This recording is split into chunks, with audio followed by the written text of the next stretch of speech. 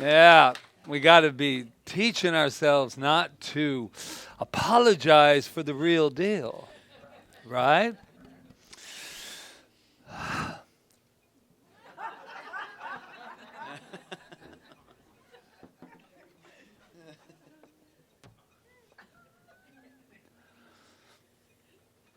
Yeah. So you're saying to yourself, what the hell is he doing?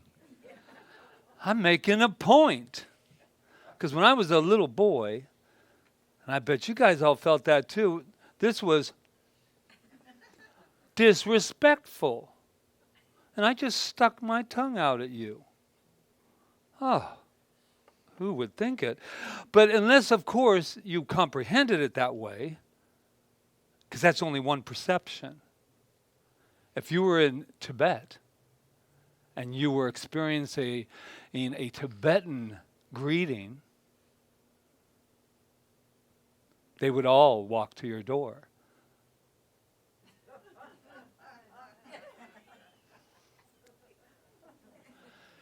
That was respect. And I did my homework, so don't think I'm making it up just to have a little humor.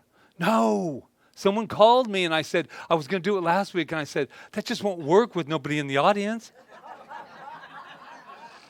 So I said, I got to incorporate this. So here's the deal. I'll tell you why.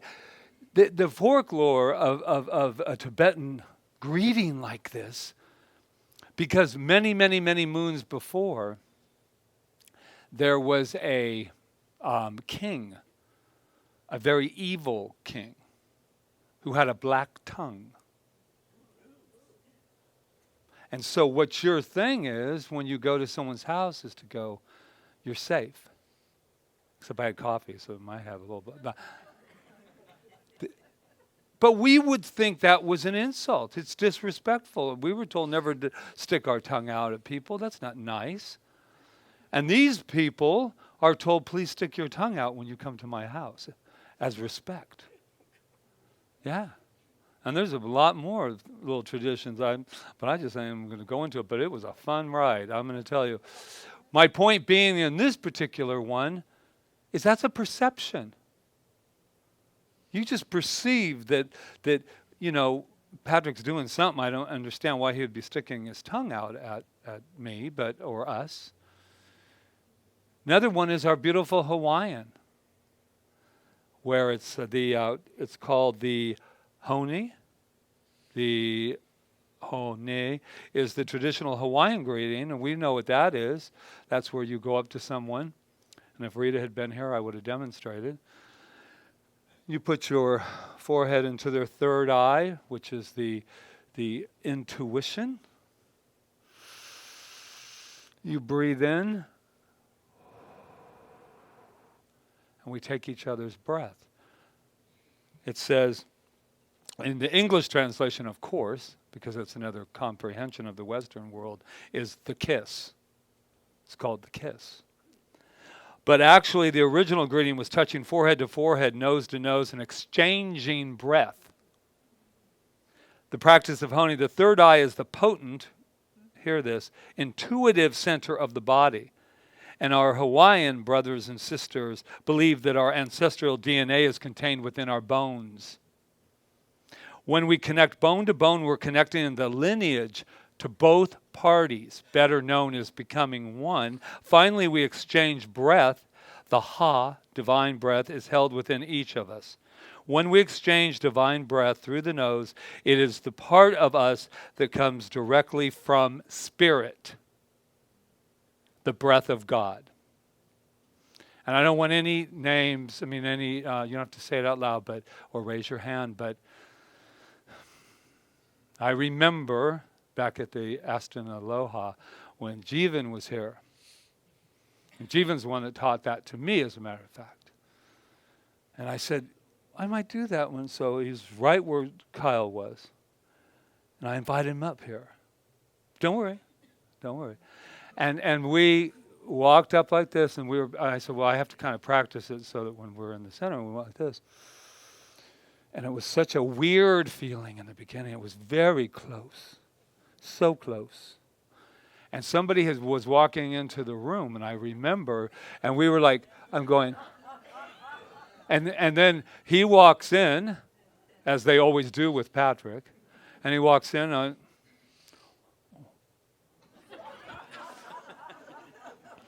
sorry, I didn't mean to.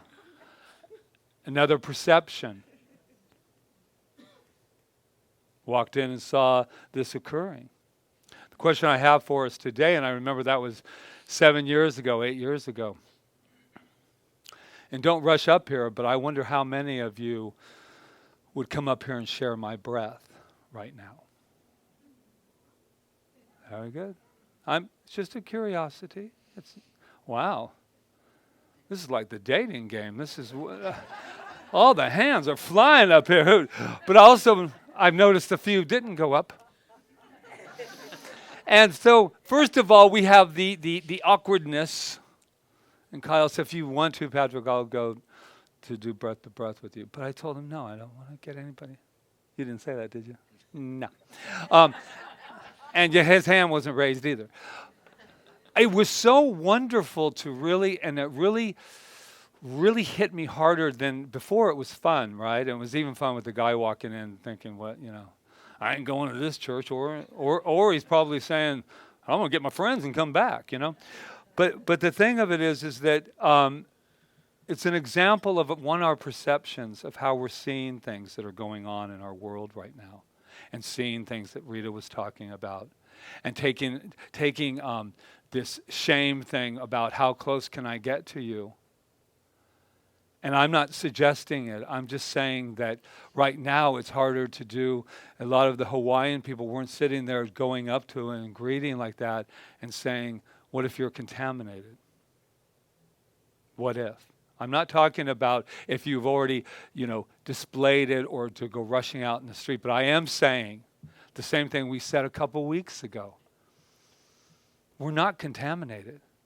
And I am sorry for Reverend Rita that she had to feel that for this time in her life. And so today, this whole idea of being overexposed, it's just all perception. And I want to share with you just a couple of stories that happened with me this week.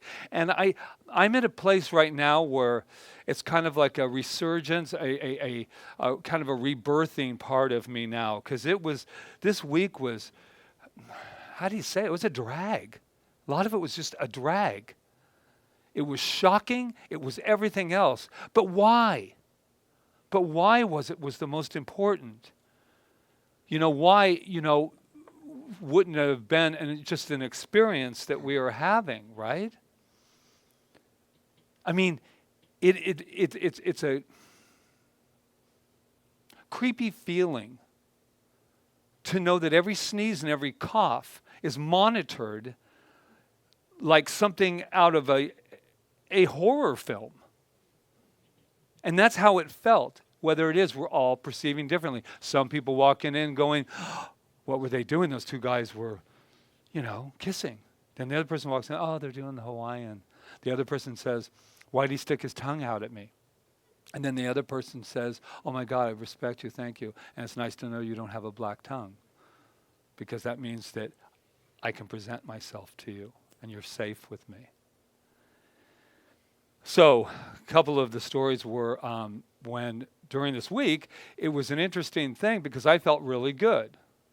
And then we have the human side that goes, I'll be back in a minute, Rita. I'm going to go run 6.2 miles. See you later. Have fun. Must be nice to go out into the world. No, she didn't say that, but that's what I felt. I felt like, and I felt it for a moment, hello placebo. I felt for a moment because of that I didn't feel good. And I'm thinking, no, that's not true. But what was very interesting is I was lying in bed and I felt so good. I felt vibrant. I had just felt so alive. And then I said, I'm going to go get that test tomorrow because I got another one just to make everybody happy and make myself, because I'm in quarantine with her, which is another hysterical comprehension of a moment. There she is. You're exempt. Go, Patrick. Okay. See you later, Rita. Contaminated, not contaminated. It's very crazy in the head. So, but I was sitting there going, I feel really good, but I guess I won't feel good until I get the test. And that hit me like a lightning bolt. I mean, just like Moses with the tablets. I was like, what the hell? I actually almost had a visceral feeling in my body that I said, where's Patrick? Where's where's the man that knows his body, knows his temple, knows and trusts the intuition of spirit? Doesn't mean that things don't happen.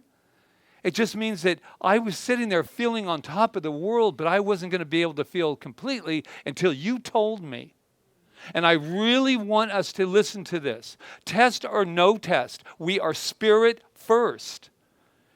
And that just kicked my butt this week. My spiritual butt got kicked because I went, where's Patrick? Where's Patrick that laughs in the face of stuff like this? Where's Patrick that can see the lightness of being? And that really hit me because I went, and there's a lot of people out there, everybody, that are waiting for their tests. And I'm not talking COVID. I'll be okay when this one happens, when this one happens, when this one happens. We'll be waiting forever. We'll be waiting forever. And then we have just to get down and real with it, we have the shoe's going to drop was all week long. Well, don't really plan anything. I was going to pack, but I think we'll do it at the last minute just in case. In case of what? In case of what? Well, what if they don't let us out? What if they let us in? Well, yeah. And I said, I got to go home, like your song. I got to go home. I stepped away. Spirit didn't step away from me. I stepped away from Spirit and said, until you tell me who I can be and who I cannot be, right? So I'm running on the path, of course. Just to follow up if you've been around. The pacer's been out there. He knows it. Now he doesn't want to run anywhere near me because he thinks I'm following him the whole time. But that was my running. I told if you weren't here and that I have this pacer that I follow. And it's really cool. And now he's a motivator because he wanted to run up this hill 3 times and then he wasn't around. I said, I bet I can do that. I guess I don't have COVID because I just went up to 30 times. That's the other thing. Perception. Walk in. I said, I don't know, Rita. I better get tested again. She goes, you just ran 6.2 miles. And you're coming in like this. And I'm going, yeah, but I haven't had a test again. So I said, so I don't really like signs too much because it reminds me a lot of my Catholicism, which was fine. It was my discovering time. But I did ask for a sign. So I'm running. I said, I need a sign. And I looked down as I'm running, and guess what it said? I am you. And I went, what? What? That was quick. So then I ran again, got to the end, and it said, I am you. It gets better. I go back again saying, well, you know, and then you're doing all your... Well, of course, somebody wrote that, and then somebody, of course, wrote me on Facebook to let me know that, you know, he's speaking to you too. In other words, she saw it, and so I went and I said, yes, it's speaking to all of us. But anyway, so I go back the next day, and guess what? Where I was living black and white, it was in color. Somebody went back and put it in color. And I said, this is a metaphor of my life right now, because I've been black and white in it. This is black or white, black or white. It's colored, man. The whole world is filled with rainbow colors. That's who I am. Wow. COVID consciousness. What the hell's that? No. Spirit first. No matter what. Doesn't mean I don't run out in the street and say, I bet I can dodge the car because Spirit's going to move it. I mean, you know, I also go... I'm spirit walking in the world of form. Oh, there's a car. Hey. There you go. So I got another little message from one of my clients. And I said, I'm going to use it. I won't use your name, but I'm going to use it. But I'd love to just say it was mine, though. But I can't do that because I got it from her. She said, well, we were in a very deep, spiritual conversation. She goes, you want to know what I think God is? I think God is the ultimate recycler. And I went, tell me more. She says, because this spirit, this thing called life, takes the difficult and recycles it into the good. And I went, damn, I wish that was mine, that I could have taken it. But it is now. God is the ultimate recycler. And I really got that because that's when things are happening to us. We're like, oh my God, what am I going to do? And that's when we say all is good and everybody goes, bypassing, your spiritual bypassing. And they say it just like that too, by the way. But no, it's not spiritual bypassing. It's saying that no matter what's going on in your life, we got a recycler here that is going to recycle it, and bring it home to good. And what is good? Good's different for each and every one of us. But it just means that that's our safety net because no matter what, it's going to recycle it. And then I heard another wonderful little thing about freedom. And it says, the chains that used to bind me, anybody ever felt like they had chains around them? Whew. The chains that used to bind me are here to remind me that in truth, I am free. In truth, I am free.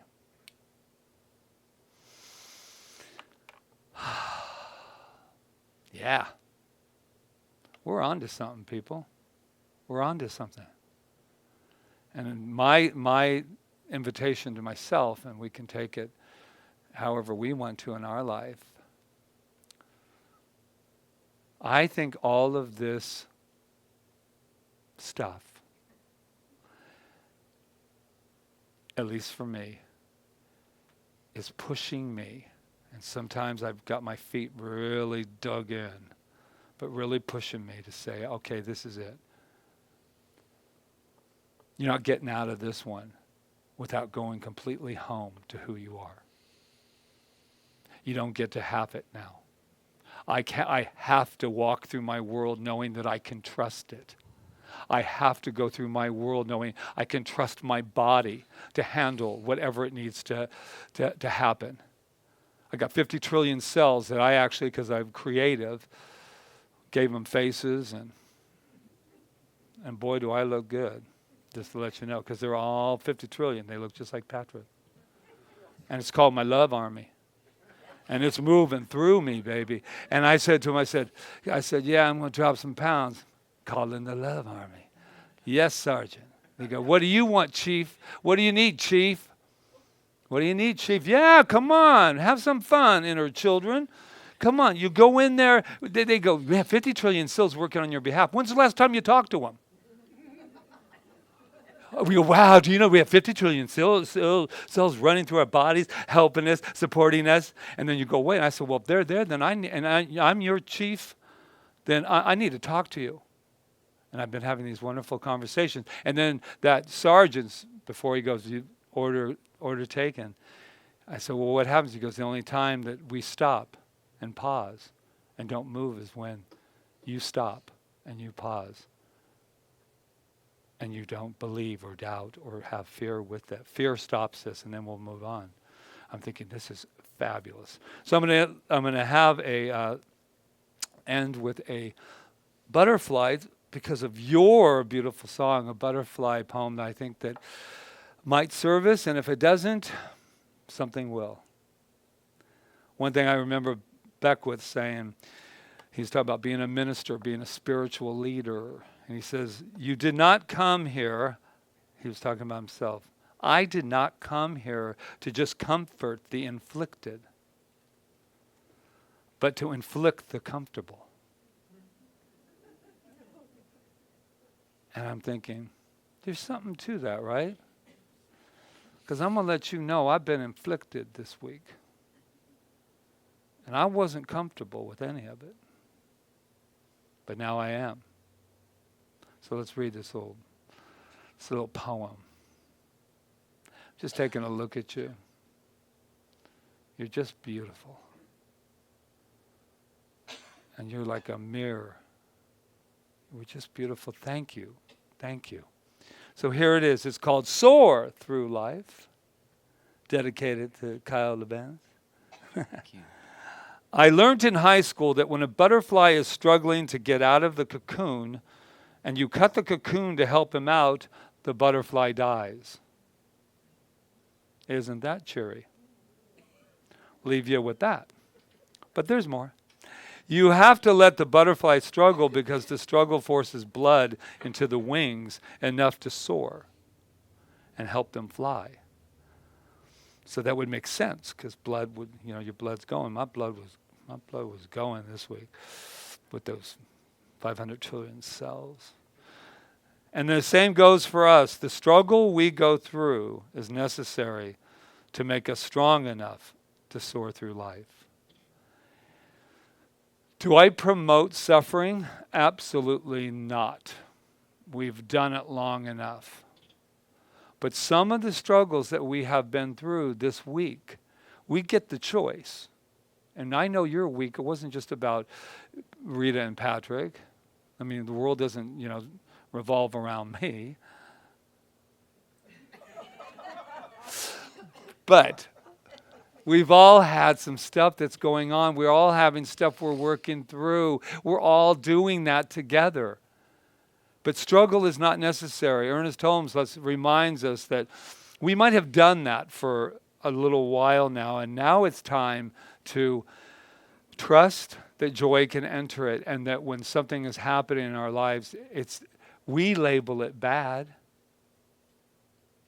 This week we labeled something not good. And I don't know about any of you, but I'm standing up here and I'm good. And Rita's good, and each and every one of you are good.